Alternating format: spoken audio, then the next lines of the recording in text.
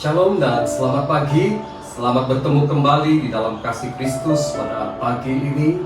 Puji Tuhan, sekali lagi kita diberikan kesempatan, bahkan peluang untuk sama-sama berkumpul di dalam ibadah pada pagi hari ini. Dan saya berharap agar setiap kita masih tetap kuat, masih tetap sehat dan bersemangat seperti biasa, dan tetap setia melayani Tuhan. Nah saudara, kita sangat bersyukur kepada Tuhan karena di sepanjang situasi-situasi yang sukar yang sedang kita lewati pada hari ini, Tuhan ada bersama-sama dengan kita. Tuhan setia menyertai kita.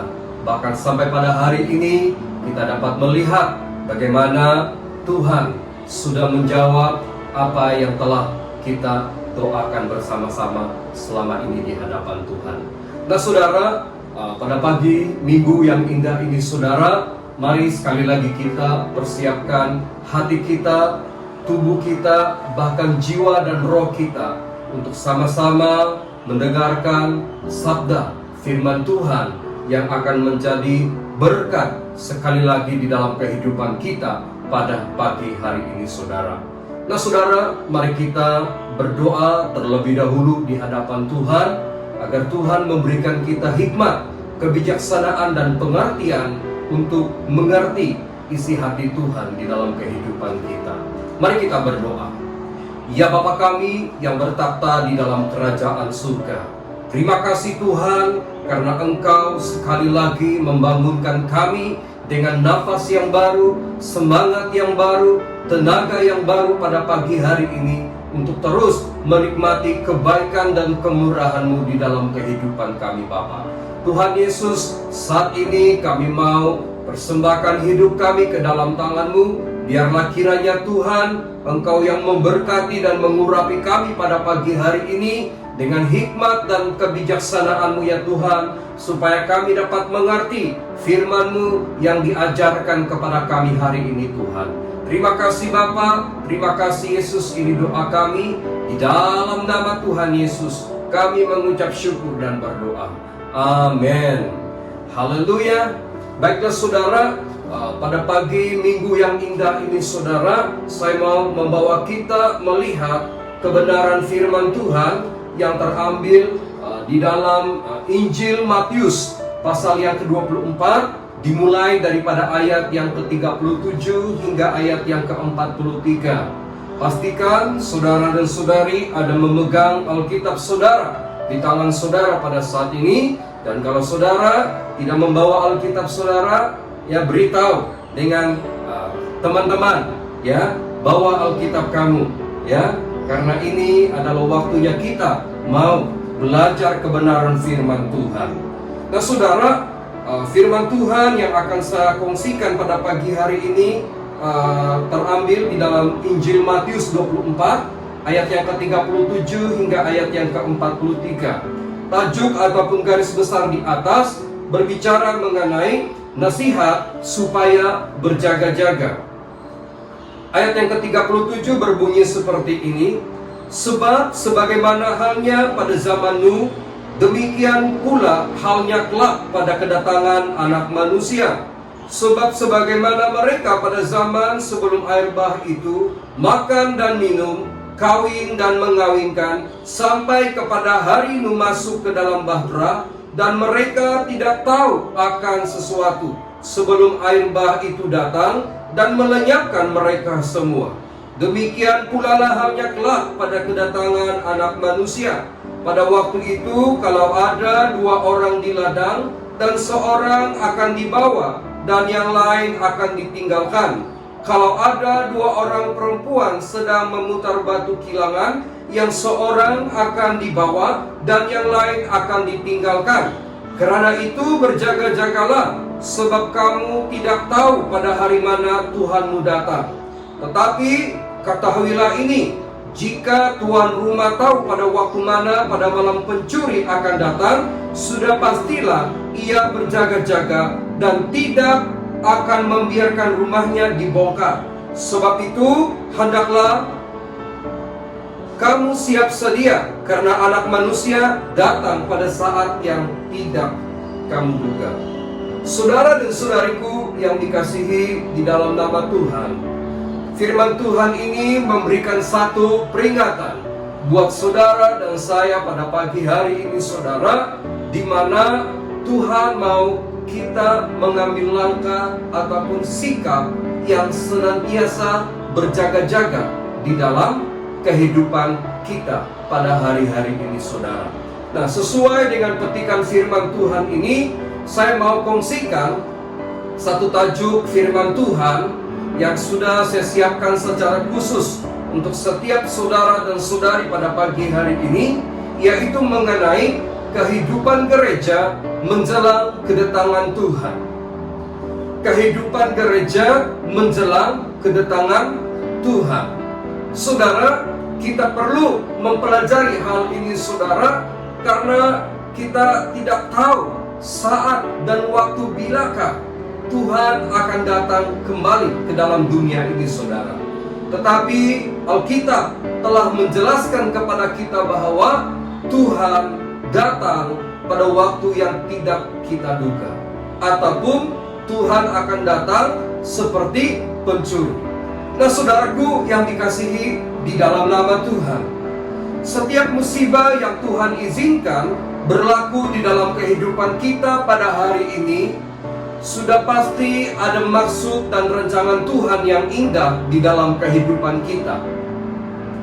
Puji Tuhan, melalui pandemi COVID-19 yang berlaku hari-hari ini, saudara, masih ada perkara yang positif yang berlaku, di mana tidak sedikit orang mulai berdoa kepada Tuhan dan mulai mencari Tuhan dengan sungguh-sungguh di dalam kehidupan mereka. Puji Tuhan, saudara, karena ada hal-hal yang positif yang berlaku di sebalik pandemi COVID-19 ini, saudara. Saudara, ketika dunia mulai menjadi kelam kabut, dalam sekelip mata situasi seakan-akan tidak terkendali, kedudukan dan harta tidak bisa menjamin, ramai orang mulai menyadari pengharapan yang sesungguhnya dan dapat diandalkan hanya ada di dalam Yesus Kristus Tuhan. Hari-hari ini Tuhan telah memberikan pengajaran yang begitu jelas bagi kita semua, di mana segalanya boleh berubah dalam sekelip mata dan juga berada di luar kendalian kita. Maka itu gereja haruslah mengambil pelajaran daripada apa yang berlaku, karena menurut Alkitab, waktu-waktu yang mendatang ini, saudara, akan menjadi lebih sukar lagi daripada apa yang kita bayangkan pada hari ini, saudara. Nah, saudara, saya percaya kita sedang memasuki fase awal daripada kedatangan Tuhan Yesus Kristus. Karena apa, saudara? Karena menurut Alkitab masih ada banyak perkara-perkara besar yang akan berlaku.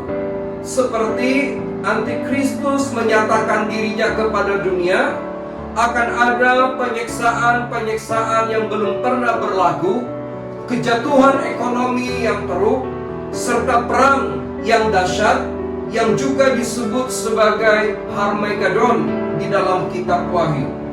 Saudara, jika gereja melihat situasi dan keadaan dunia pada hari ini adalah sangat jelas, di mana segalanya sedang menuju kepada gambaran seperti apa yang telah dinyatakan kepada kita. Maka itu gereja perlu melihat jauh ke depan tentang apa yang bakal berlaku dan hidup dengan berwaspada di hadapan Allah pada hari-hari ini. Saudara, Alkitab memperingatkan kita di dalam Matius 24 ayat yang ke-44.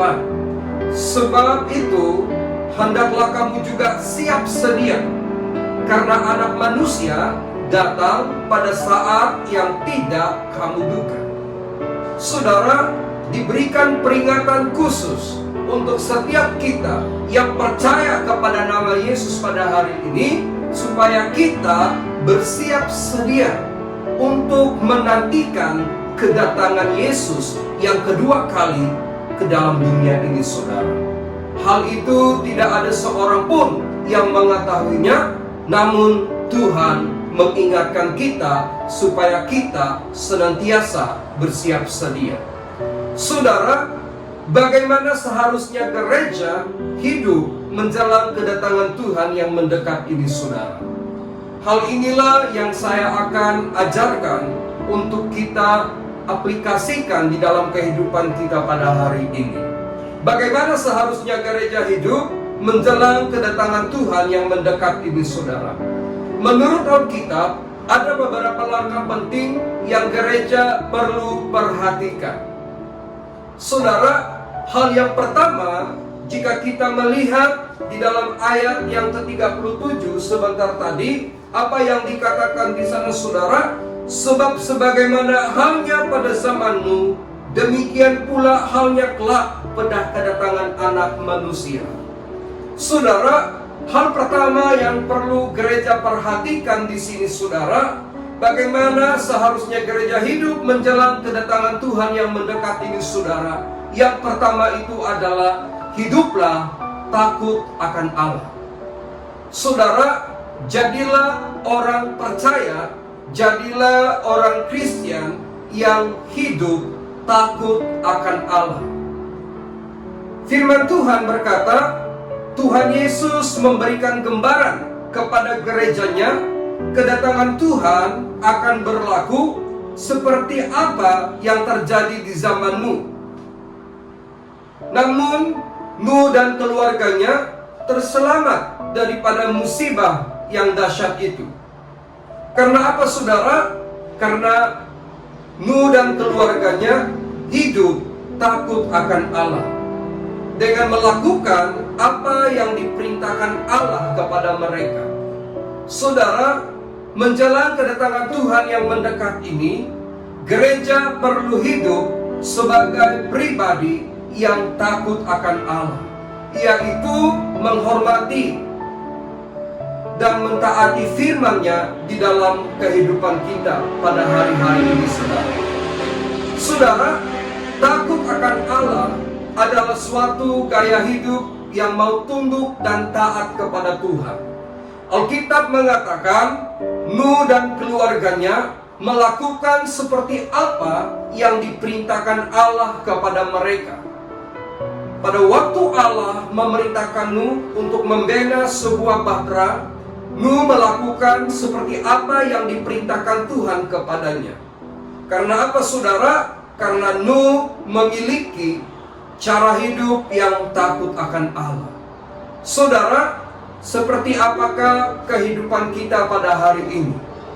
Apakah kita juga seperti Nuh yang takut akan Allah dengan senang mentaati firman-Nya, atau kita sering mengabaikan firman Tuhan yang telah disampaikan kepada kita seperti orang-orang yang binasa pada zaman Nuh, saudara? Saudara dan saudariku yang dikasihi di dalam nama Tuhan, hiduplah takut akan Allah dengan tunduk kepada firman-Nya, maka hidup dan keluargamu pasti akan terselamat dari apapun bahaya yang mendatang pada waktu-waktu ke depan ini, saudara. Saudara, tidak ada seorang pun yang bisa menebak apa yang akan terjadi pada waktu-waktu yang mendatang ini, saudara. Tetapi kita harus hidup bukan berpandukan kepada apa yang ada di dalam pemikiran kita, saudara, tetapi kita harus hidup berpandukan apa yang sudah tertulis di dalam Alkitab, saudara. Karena apa yang sudah tertulis di dalam Alkitab, semua itu akan segera terjadi sesuai dengan apa yang telah dinyatakan kepada saudara dan saya. Jadi saudara, hari-hari ini gereja harus memiliki gaya hidup yang takut akan Allah. Saudara, janganlah takut kepada permasalahan-permasalahan yang berlaku pada hari ini. Yang Tuhan inginkan di dalam kehidupan kita adalah memiliki gaya hidup yang takut akan Allah pada hari ini, saudara. Hal yang kedua yang kita boleh pelajari di sini pada hari ini, Mari kita rujuk itu dalam ayat yang ke-38 dengan ayat yang ke-39. Saudara, firman Tuhan berkata, sebab sebagaimana mereka pada zaman sebelum air bah itu makan dan minum, kawin dan mengawinkan, sampai kepada hari Nuh masuk ke dalam bahtera, dan mereka tidak tahu akan sesuatu sebelum air bah itu datang dan melenyapkan mereka semua. Demikian pula lah kelak pada kedatangan Anak Manusia. Saudaraku yang dikasihi Tuhan, orang-orang di zaman Nuh ini, saudara, walaupun sudah diberitahu kepada mereka bahwa akan ada air bah yang dahsyat yang akan melanda bumi pada ketika itu, tetapi mereka tidak mendengarkan nasihat itu, saudara.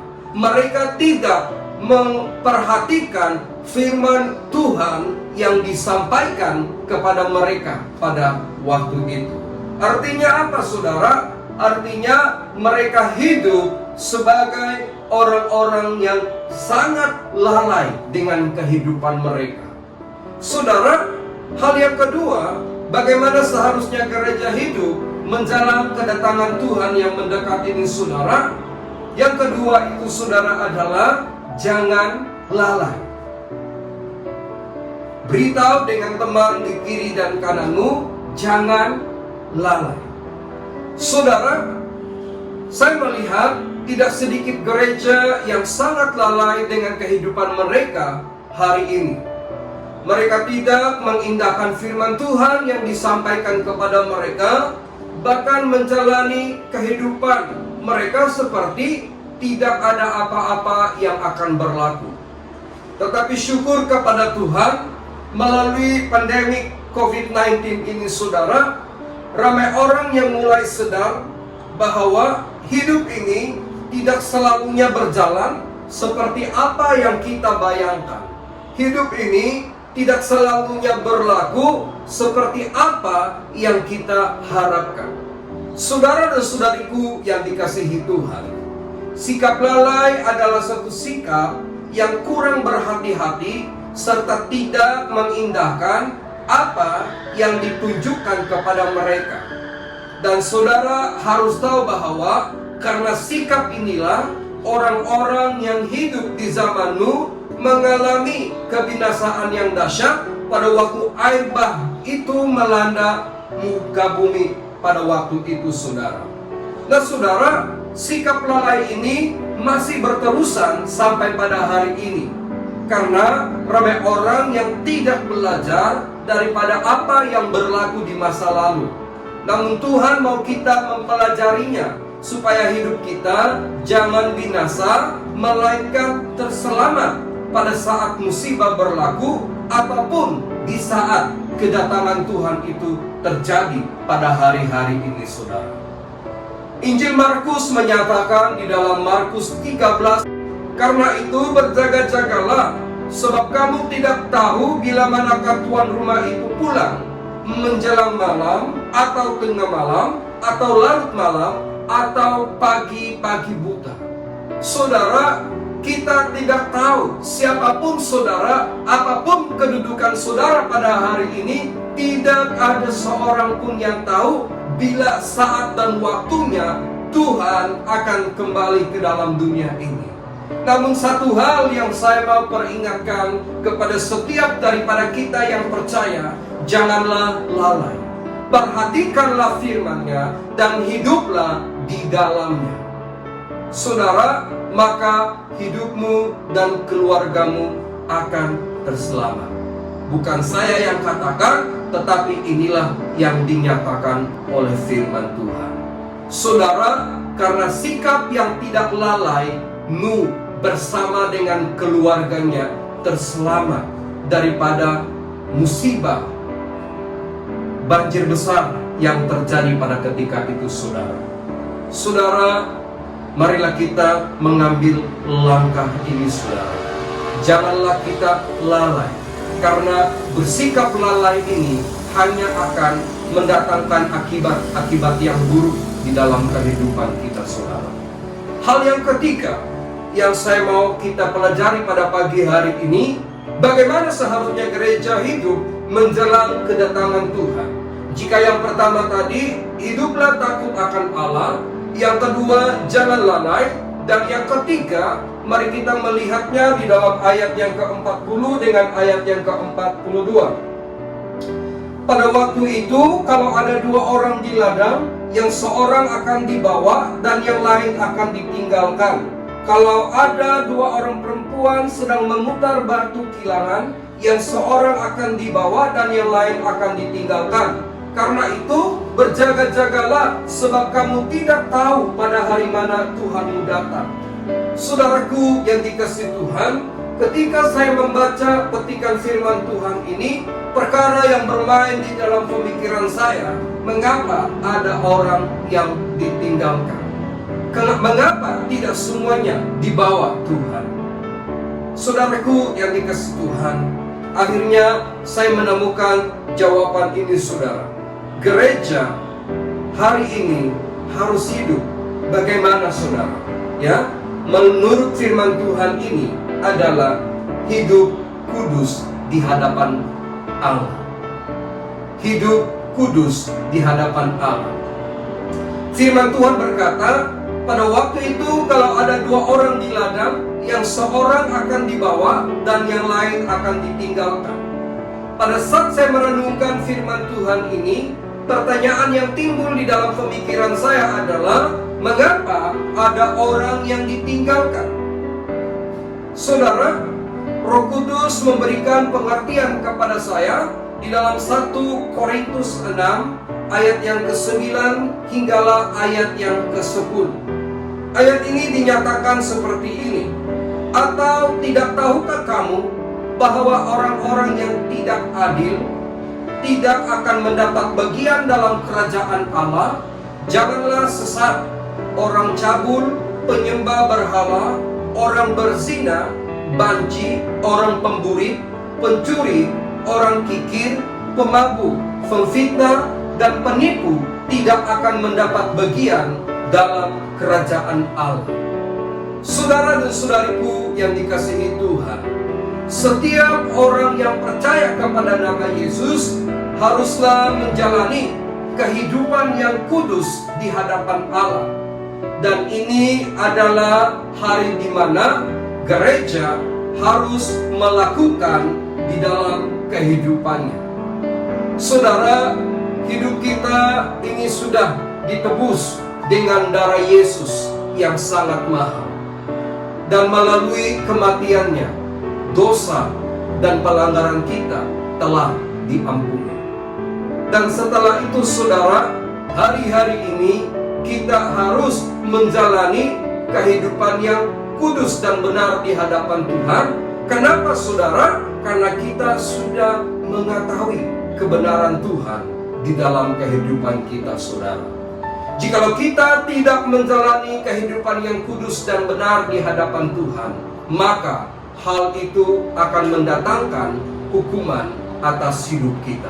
Karena Alkitab berkata, upah dosa adalah maut, upah dosa adalah kematian.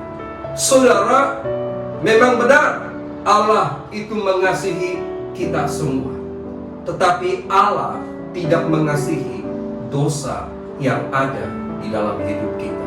Dan orang-orang yang terus tinggal di dalam dosa, tidak meninggalkan dosa dan kejahatan itu, tidak mau hidup di dalam kekudusan, akan menanggung akibat daripada dosa itu, saudara.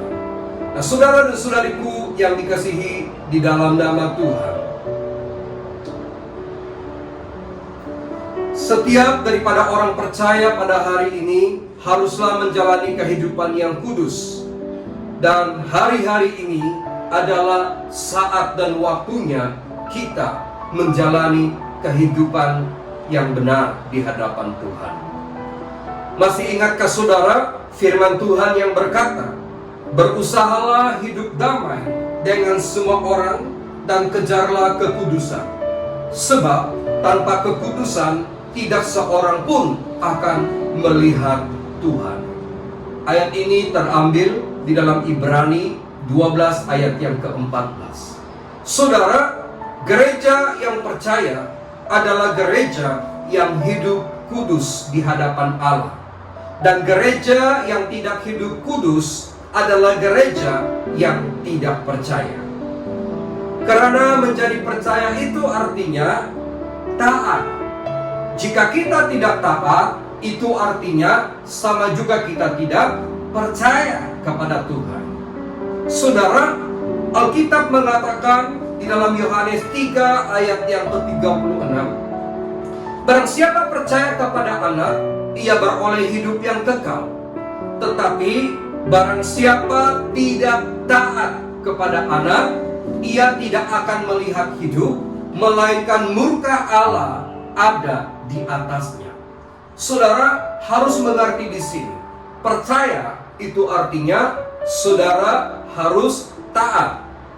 Jika saudara hanya mengatakan aku percaya, tetapi saudara tidak hidup taat di hadapan Tuhan, itu artinya saudara membohongi Tuhan.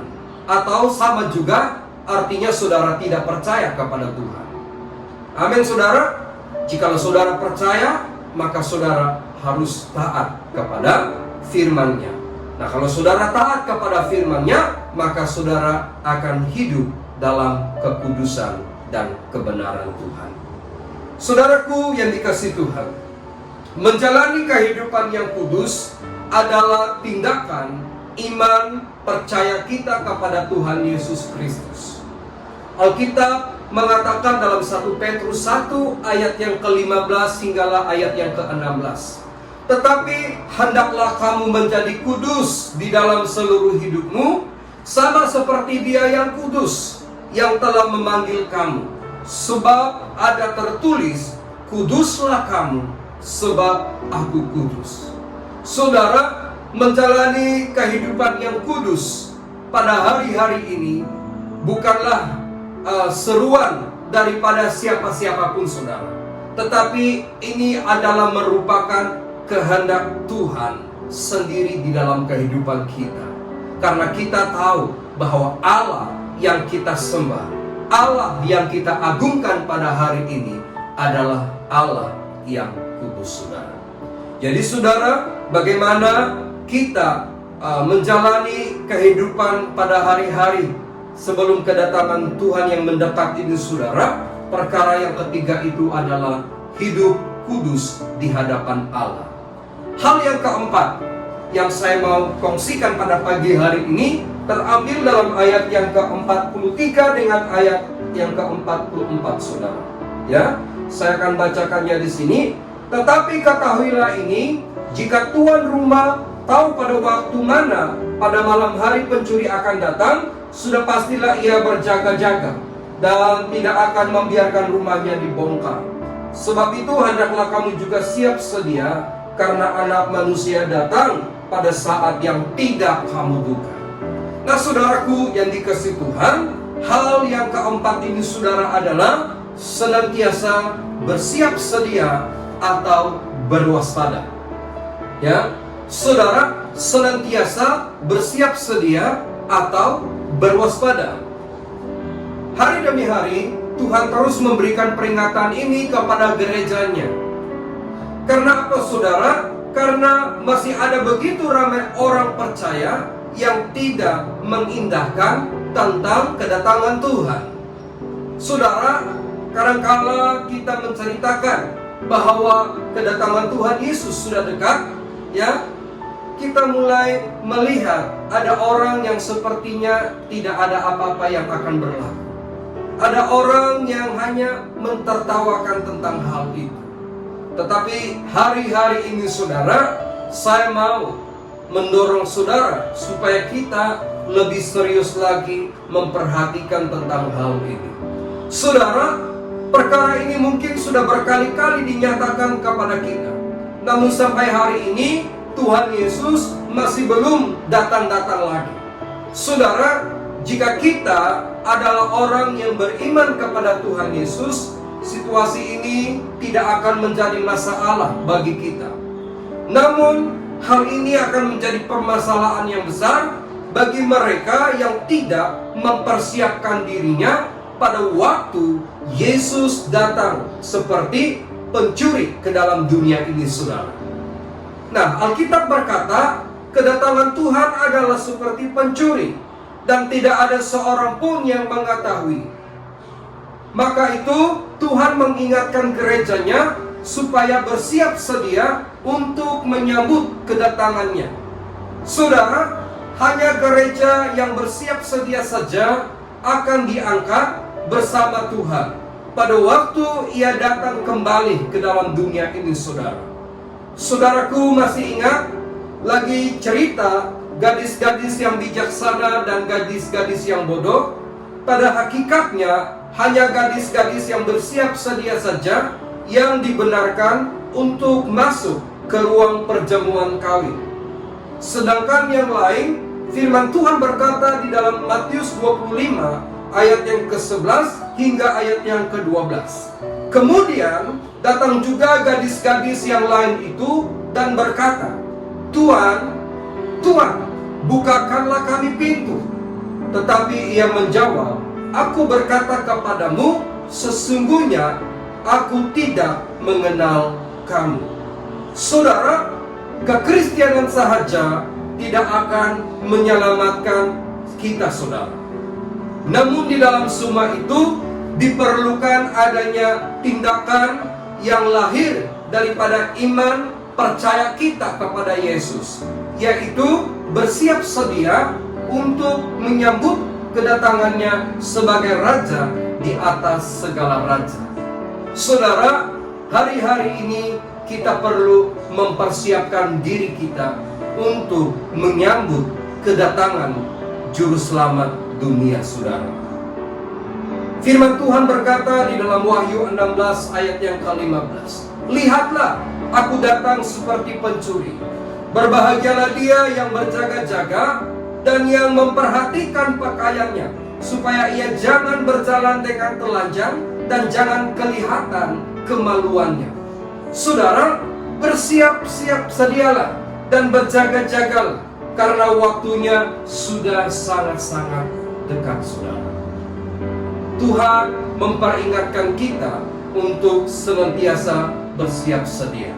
Nah, jadi saudara, ada 4 perkara penting bagaimana seharusnya gereja hidup menjelang kedatangan Tuhan yang mendekat ini, saudara. Yang pertama, hiduplah takut akan Allah. Saudara, mari kita belajar untuk hidup takut akan Allah pada hari-hari ini, saudara. Jangan lagi kita bermain-main dengan dosa. Jangan lagi kita bermain dengan perkara-perkara yang tidak berkenan di hadapan Tuhan. Tetapi belajarlah untuk hidup takut akan Allah. Hal yang kedua, jangan lalai. Karena kelalaian hanya akan mendatangkan akibat yang buruk di dalam kehidupan saudara. Jadi saudara, jangan lalai, ya. Yang ketiga, hidup kudus di hadapan Allah. Ya, saudara, kekudusan adalah apa yang Tuhan inginkan di dalam kehidupan kita. Karena Tuhan yang kita sembah adalah Allah yang kudus. Yang keempat, senantiasa bersiap sedia atau berwaspada. Ya, jangan pikirkan, oh Tuhan Yesus masih lama lagi datang kembali ke dalam dunia ini. Saudara, waktu dan saatnya sudah sangat-sangat dekat. Persiapkanlah dirimu, berjaga-jagalah, berwaspadalah, ya, karena Tuhan akan datang seperti pencuri.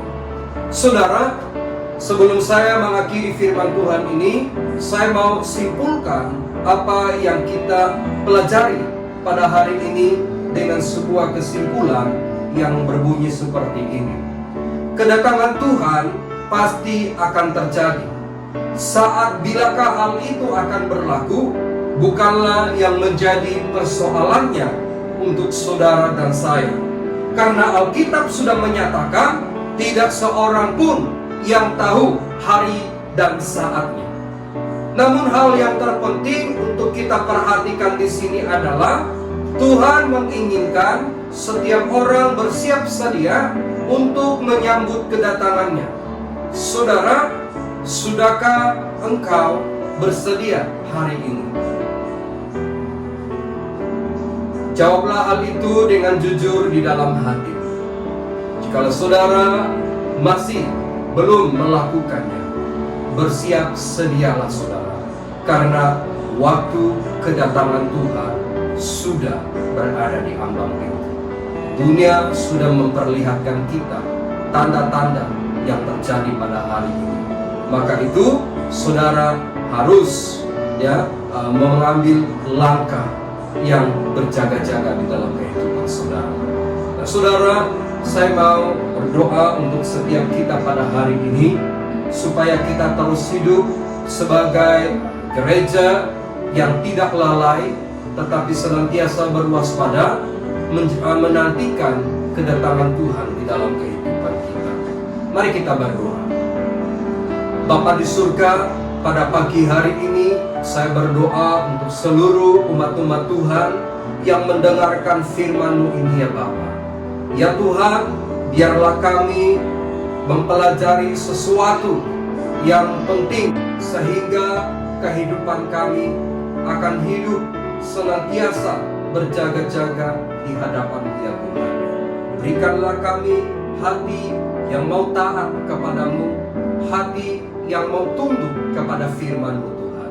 Terima kasih Bapa, berkati seluruh umat-umat-Mu Tuhan. Kami berdoa supaya pada waktu-waktu yang mendatang ini Tuhan, kami dapat bertemu kembali dalam persekutuan di dalam gereja-Mu ya Tuhan, sehingga kami dapat kumpul bersama-sama untuk memuji dan mempermuliakan nama-Mu dengan lebih sungguh-sungguh lagi Tuhan. Terima kasih Bapa. Untuk hari ini, terpujilah nama Tuhan dan termulialah nama-Mu ya Bapa. Ini doa kami Bapa. Tuhan, saya berdoa untuk persembahan maupun persepuluhan yang kami berikan kepadamu. Berkati setiap orang yang memberi maupun yang tidak sempat memberi, kembalikan dengan berkat-berkat-Mu yang berlipat ganda di dalam kehidupan mereka Bapa. Terima kasih Tuhan. Ini doa kami. Dalam nama Tuhan Yesus kami berdoa dan mengucap syukur semuanya ini. Amin. Haleluya, puji Tuhan. Sampai kita bertemu kembali pada waktu-waktu yang mendatang ini. Tuhan Yesus memberkati.